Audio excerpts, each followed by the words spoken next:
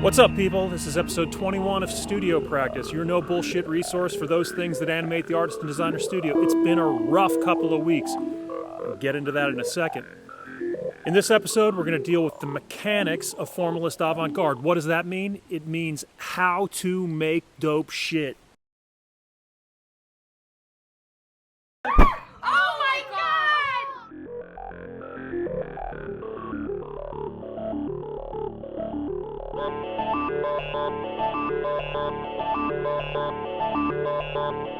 Avant-garde is a French term meaning leading edge and has been ascribed to Henri de Saint-Simon around the year 1825. De Saint-Simon was a forerunner of socialist thought who believed that the artist, the industrialist, and the scientist could be leaders of a new society, a new culture.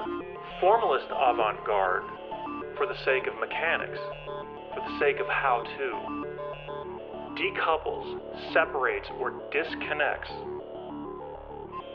the notion that the artist must conceive of the cultural component from the way the object looks. In this episode, we're going to take a look at the mechanics of building an avant-garde design art object. In the early 1820s, when the Comte Henri de Saint-Simon first conceived of the artist as a social visionary, allied in an elite triumvirate of leaders with the scientist and the industrialist, he defined a role for the artist that has remained an elusive ideal ever since.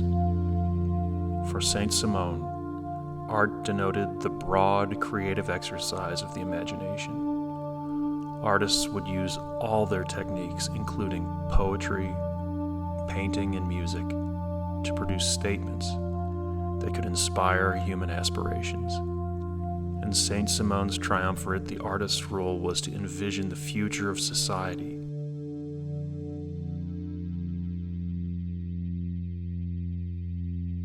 So begins The Struggle for Utopia by Victor Margolin. Let's take a look at an antonym, or the opposite of formalist avant-garde, to better understand what we're talking about.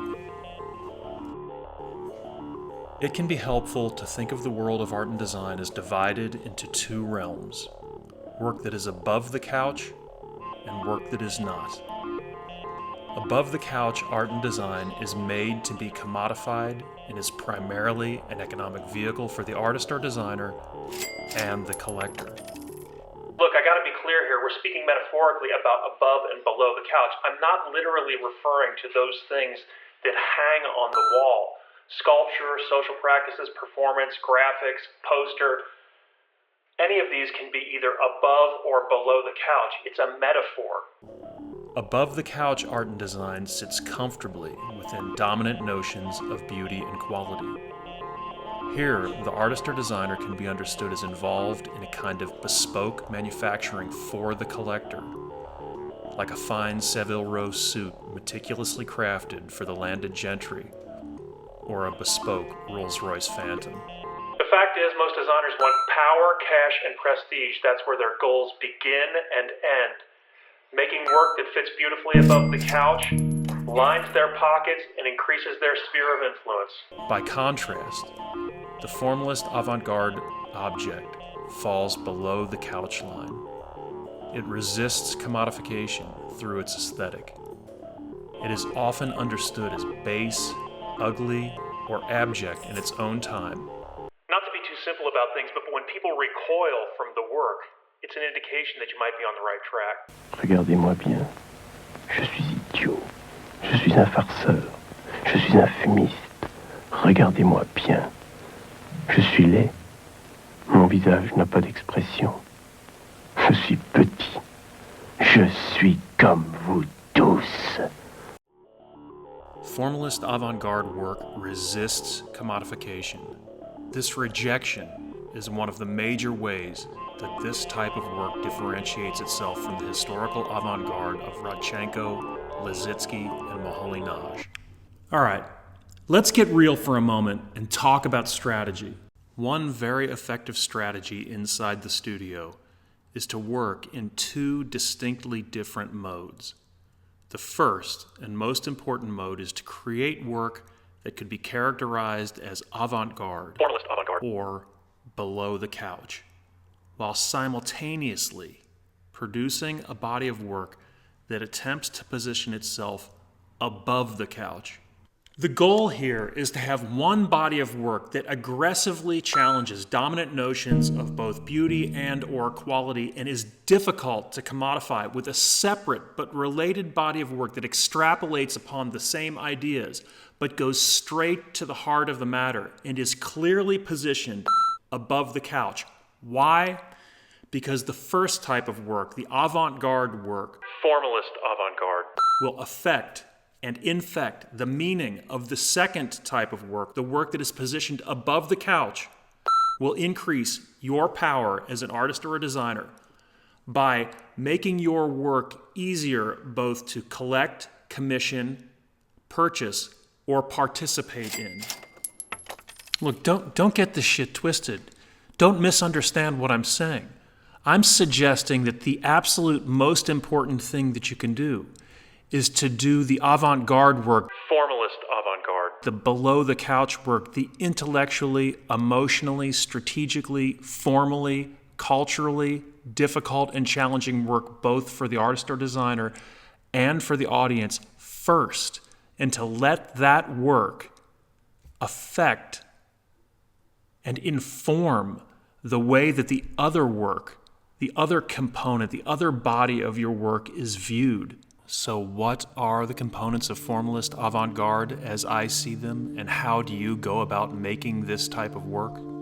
Point number one, assume an atomistic approach to the construction of the design art object. What does this mean? Break the object down to its smallest indivisible components and begin the aesthetic, strategy, context, or practice from that point, and through accretion, let the form of the object float off of the familiar. Number two, employ the technique of formal, material, structural, or strategic slippage to foster defamiliarization. Let materials and form slide seamlessly from one state to another to again cultivate defamiliarization. Point number three, appropriation as a strategy must serve an aggressive economic function and not be used solely to build familiarity.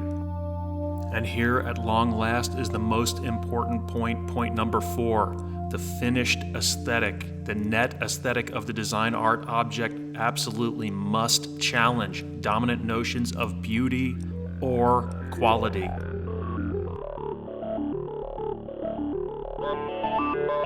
I got a lot of bullshit for you this week. It's a lot of bullshit. On Sunday of this week, I had a computer crash where I lost absolutely everything, and I'm talking about everything that I have worked on since January 23rd of this year. Even though about a year and a half ago I purchased a Synology NAS, an enormous Synology NAS, specifically for the purpose of backup, plus I was running a Time Machine backup. For some reason, inexplicably, on January 24th of this year, when I rearranged my studio, I failed to reconnect everything. So I was filled with an aggressive, and I am talking about an aggressive form of anger that was directed at myself for the past 4 days. In this episode, we're going to discuss the roots of formalist. As you can see, I made a number of runs of this video, but I really had to wait until my crack surgical team had their way with me. Let's take a quick look at just a few pieces currently in process in my studio.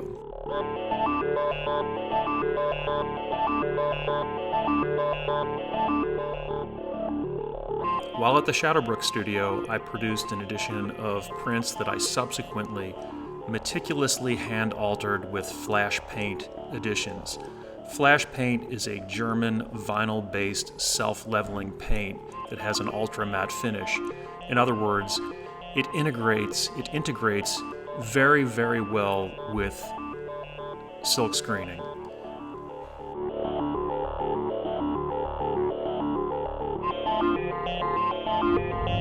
I've also been working hard on the engineering, machining, and manufacture of a new body of work for my upcoming exhibition at Goodweather.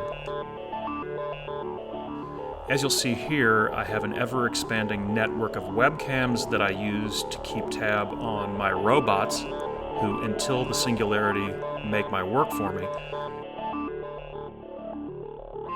as well as my far-flung kingdom. In this video segment, you can see what my neighbor does when I'm not home.